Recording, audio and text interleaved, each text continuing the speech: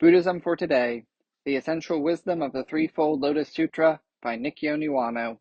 Part 2, The Sutra of the Lotus Flower of the Wondrous Dharma, Chapter 10, Teachers of the Dharma. This chapter discusses what teachers of the Dharma must know and how to best teach and practice the Lotus Sutra. Teachers of the Dharma does not refer only to monks and nuns who expound the Lotus Sutra, but properly means any person who devotes themselves to spreading the Lotus Sutra, regardless of whether they are monastics, laypersons, male or female. This chapter begins with the world-honored one addressing the 80,000 great beings, Bodhisattva practitioners, in the assembly by way of speaking to their representative, the Bodhisattva Medicine King. Medicine King, do you see gathered here in this assembly all manner of living beings, including innumerable heavenly and human beings, beings that live at the bottom of the sea and those that soar in the heavens, as well as seekers of the way of various capacities who all aspire to enlightenment? If any of these living beings hear even a single verse or a single phrase of the wondrous Dharma Flower Sutra from me, and through it rejoice for even a moment, I give them an assurance of Buddhahood. They will certainly attain the enlightenment of a Buddha. Rejoicing for even a moment. Of course, if we rejoice for only a moment on hearing the sutra, and then go back to being the very same people we were before, the experience will add up to little or nothing. As I have emphasized previously, an assurance of Buddhahood is always conditioned on the results of our own practice over a long period of time. If this is the case, then why did the Buddha say that he gives assurance of Buddhahood to all who rejoice for even a moment on hearing as little as a single verse or phrase of the sutra? What the Buddha means here is that the experience of even a moment's joy on hearing the Lotus Sutra becomes the seed of one's attainment of Buddhahood. It is up to us to continually nurture this seed, however, making it sprout by watering it diligently, growing it tall and lush with green leaves, until its flowers bloom and bear fruit. We are tremendously encouraged to hear the Buddha tell us that our Buddhahood is assured when we respond with even a moment's joy to hearing a single verse or phrase of the Lotus Sutra. This certainty gives us powerful encouragement in this present age of the decline of the Dharma. The Buddha next speaks to this issue of those of us who live in the age of the decline of the Dharma after his extinguishment. The assurance of Buddhahood is not limited to the people of today.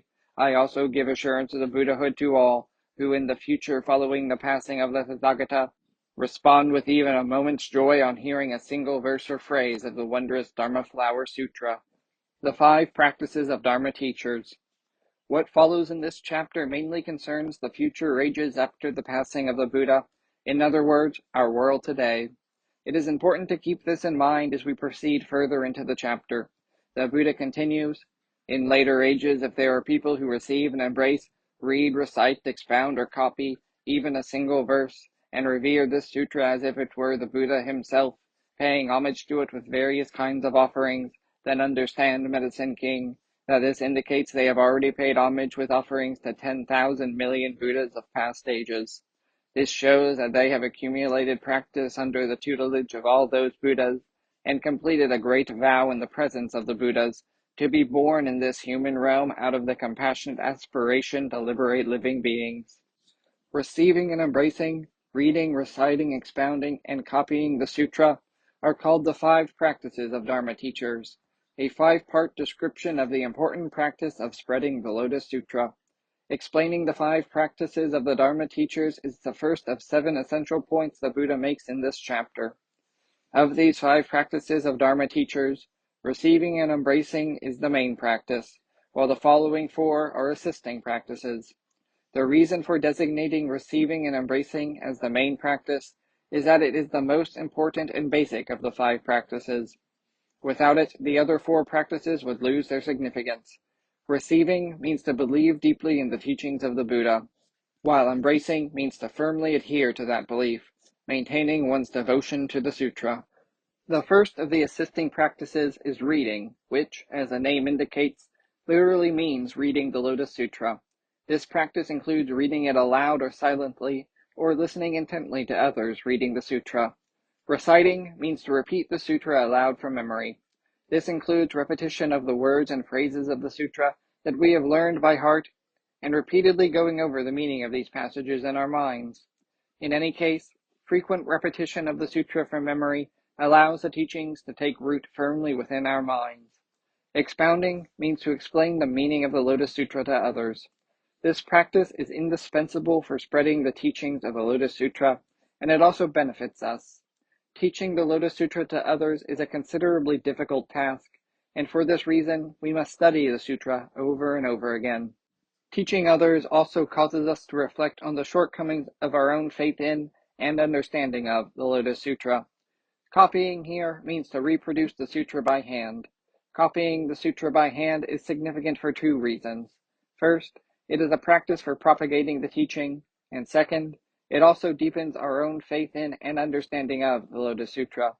Before printing technology was invented, copying the Lotus Sutra by hand was indispensable to spreading the sutra, making the practice of copying extremely important. In our modern era, we must keep pace with the times by disseminating the sutra and its message through printing and film, as well as digital media and other new audiovisual aids as they appear. The act of copying, in this first sense of reproducing the text for distribution, has been greatly expanded in these ways. But the practice of copying is not limited to this meaning only. When we copy the text by very carefully inscribing every single letter of the sutra in quiet contemplation, the essence of the sutra not only becomes firmly rooted in our heads and not just in our hearts, but also becomes inseparable from the very fiber of our being. Copying the sutra in this sense is more important than ever in today's world. Emissaries of the Tathagata, the Buddha continues his exposition. Medicine King, if anyone asks you what sort of living beings will become Buddhas in their future lifetimes, you should answer that living beings who receive and embrace, read, recite, expound, and copy even a single phrase or verse of the Dharma Flower Sutra, paying homage to it by making various kinds of offerings in gratitude, will be the sort of people who become Buddhas. They will be emissaries of the Tathagata, representatives sent by the Tathagata to carry out his work in the world, and therefore all living beings should honor them and take them as their exemplars. They should admire and revere them, as they are worthy of offerings of gratitude equal to the Tathagatas. In this section of the chapter, Shakyamuni Buddha repeats such statements many times, leaving us with an extremely deep impression of how seriously he regards this point. It is important to learn the following passages from the Threefold Lotus Sutra by heart, so that we will be able to recite it from memory. If after my passing, these good sons and good daughters are able, even secretly, to share even a single phrase of this Dharma Flower Sutra with one person, you should know that these people are emissaries of the Tathagata, sent by the Tathagata to carry out the Tathagata's work. How much more so is this the case with those who teach for the sake of people gathered in a great assembly? This passage introduces a second essential point that appears in Chapter 10, the concept of the emissary of the Tathagata. We can paraphrase the quote above as follows. In future ages, anyone who expounds as little as one phrase of the sutra for even a single person is an emissary of the Tathagata, someone sent personally by the Tathagata, acting in the place of the Tathagata, performing his work of liberating living beings in this world. How inconceivable, then, will be the merit of the people who teach the sutra extensively for people gathered in a great assembly. Upholders of the Lotus Sutra should always and everywhere remain mindful of these words of Shakyamuni Buddha. The proper focus of genuine respect and reverence. The Buddha continues speaking to the Bodhisattva Medicine King. If there were malicious people with unwholesome minds who continually hurled insults at the Buddha for an immense span of an entire kalpa, their offense would still be light when compared with the unfathomably heavy transgression of anyone who disparages, with even a single insult, those who read and recite the Dharma Flower Sutra. The Buddha's statement here, and the subsequent passage paraphrased below, compose the third essential point of this chapter, the proper focus of our genuine respect and reverence. A magnificent stupa should be built at every place where there are people who read and recite this Dharma Flower Sutra, and also where volumes of this sutra are kept, so that the people of the world can pay homage to it. Those stupas are not to be built to enshrine and revere the relics, the physical remains, of mere other Buddhas, as is the common practice. Why not? It is because when the Dharma Flower Sutra is placed inside, the stupa contains the entire body of the Tathagata. With these words, the Buddha teaches us in no uncertain terms that revering the Dharma itself is more fundamental than the forms through which the truth appears. What the Buddha is demonstrating when he says the phrases, "No matter how badly someone insults me, their offense would still be light," and "there is no need to enshrine my relics in those stupas," is the rational and selfless teaching of reverence for the truth. We must take care to avoid seriously misunderstanding that what Shakyamuni Buddha says here means that it is no big deal to denigrate the Buddha, or that we can simply ignore the Buddha's relics.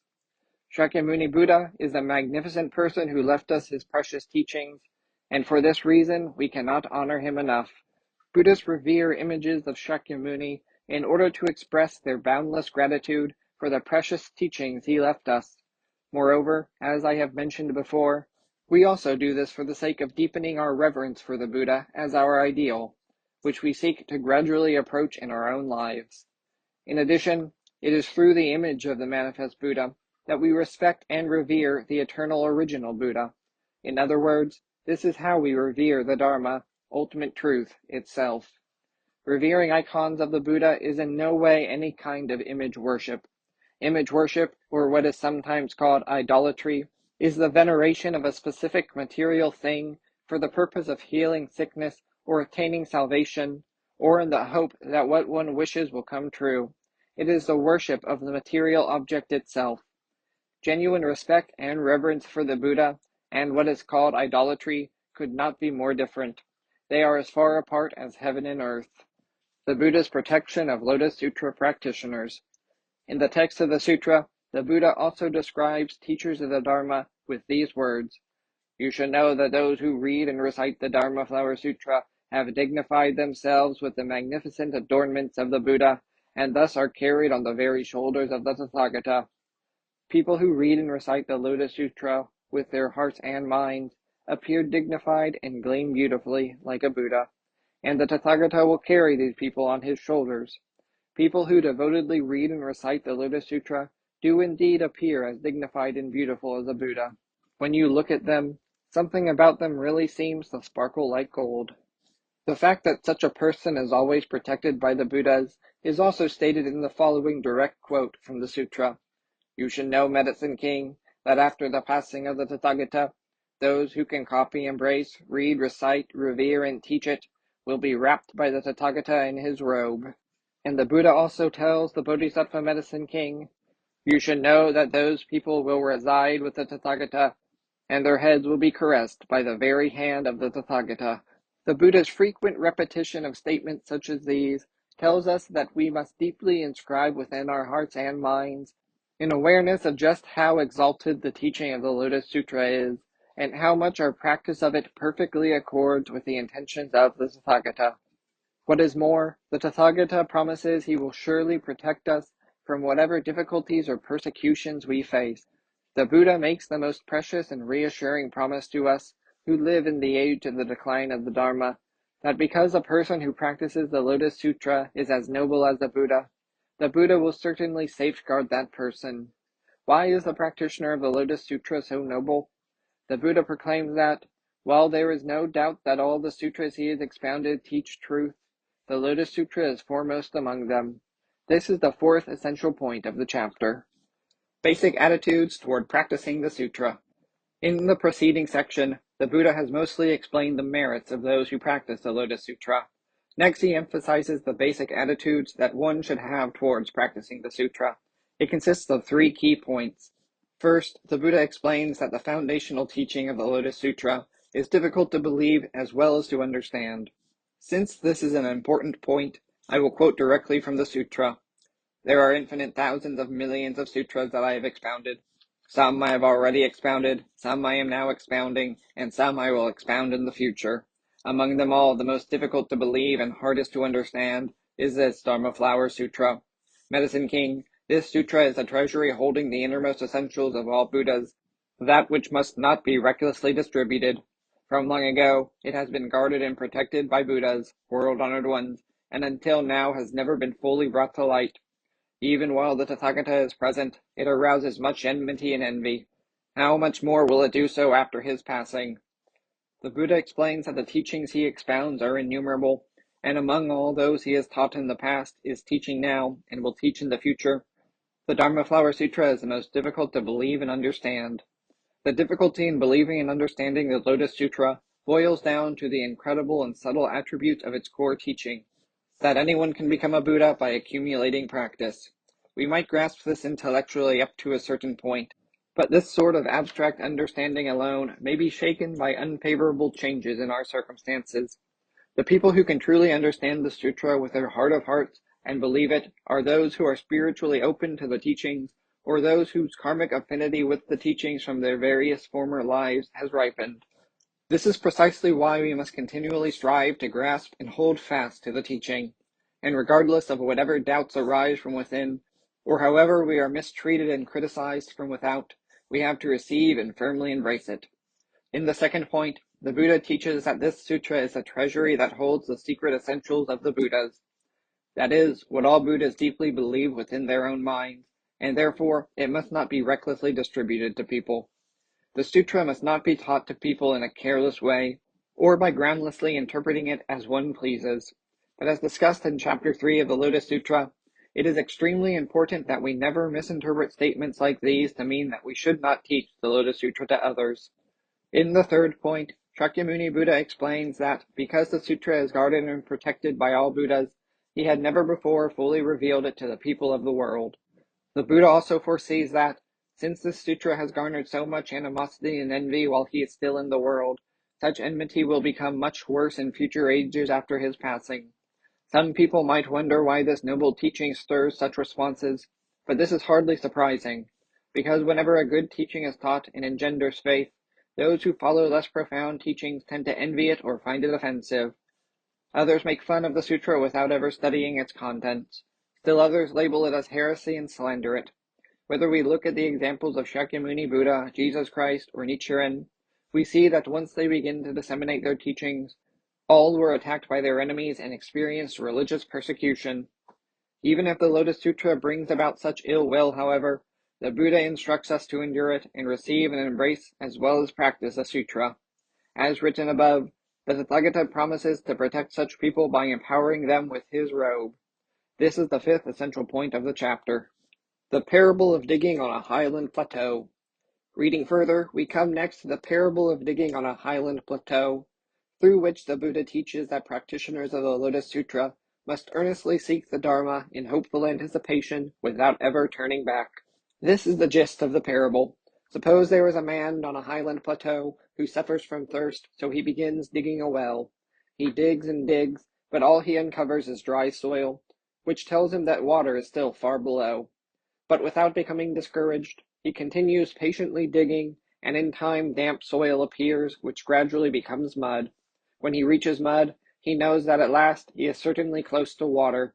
This motivates him to dig on with all his might, without losing hope or falling into doubt. Shakyamuni Buddha tells the Bodhisattva Medicine King that cultivating the practices of the Bodhisattva is just like this. Before they know, understand, or practice the teachings of the Lotus Sutra, Bodhisattvas are still far from true enlightenment, supreme perfect awakening. But if Bodhisattvas come to know, understand, and think deeply about all things in light of their living experience of the Dharma Flower Sutra, they are close to supreme perfect awakening. Once we know the Lotus Sutra, we are never again confused about how to proceed. If we give up on the sutra after only a little practice of it, it is as if we have impatiently begun to dig a new well somewhere else because we did not immediately strike water at the first location. If this happens, we will never be able to grasp the sutra, just as we will never succeed in quenching our thirst by digging down into the ground to only a short depth. The Buddha teaches us that we must proceed earnestly on the way, just as the thirsty man steadfastly continues digging for water, for we will certainly reach enlightenment, just as he eventually hits water. This is the sixth essential point of this chapter. The three guidelines of the robe, seat, and abode of the Tathagata. The seventh and final essential point of this chapter is the well-known three guidelines of the robe, the seat, and the abode of the Tathagata, which appears in the following passage, which I quote directly from the Threefold Lotus Sutra. Medicine King, after the passing of the Tathagata, if there are good sons and good daughters who desire to teach this Dharma Flower Sutra to the four groups, how should they teach it? These good sons and good daughters should enter the abode of the Tathagata, put on the robe of the Tathagata, and sit on the seat of the Tathagata. Then, for the sake of the four groups, they should widely proclaim this sutra. The abode of the Tathagata is a great compassionate heart for all living beings. The robe of the Tathagata is a flexible and forbearing mind. The seat of the Tathagata is the emptiness of all things. Abiding steadfastly in these, they should diligently teach this Dharma Flower Sutra far and wide to bodhisattvas in the four groups. The abode of the Tathagata means having a heart and mind of such great compassion that one desires to liberate all people equally, be they good people, malicious people, or even those who clash with us. This mind of great compassion is likened to the spacious room of the Tathagata, which is large enough for any and all people to enter. The robe of the Tathagata means a mind so flexible and forbearing that one never becomes angry at whatever terrible experiences one may have, nor does one fall into arrogant conceit of one's abilities, no matter how many compliments one is paid. This kind of mind is equated to the robe of the Tathagata, which is never affected by unwholesome influences from the outside. The practitioner of the Lotus Sutra should maintain this resolute mind at all times. The seat of the Tathagata, the emptiness of all things, means to see all things equally. As already explained in Chapter 5, the differences among all things that make each and every phenomena unique should be recognized as they are, but we must also view all things impartially by transcending these differences. For example, John may be slow to catch on to things, but he is good with his hands. Mary is not very dexterous, but she understands new things quickly. Although we recognize the differences between the two, they are regarded as equal human beings from the standpoint of the Buddha. This is seeing the emptiness of all things. Shakyamuni Buddha teaches us that we must faithfully uphold these three guidelines, and from that standpoint, never tire of sharing the Lotus Sutra with other people. Unlike other chapters of the Lotus Sutra, this chapter does not take a narrative or dramatic format. Instead, from beginning to end, Shakyamuni Buddha elaborates the teachings. The Buddha's explanations also contain many essential points, and it is for these reasons that I have pursued a different interpretive approach in exploring this chapter. With a firm grasp of these 7 essentials, the rest of the sutra will be easier to absorb and will leave a much deeper impression on the reader.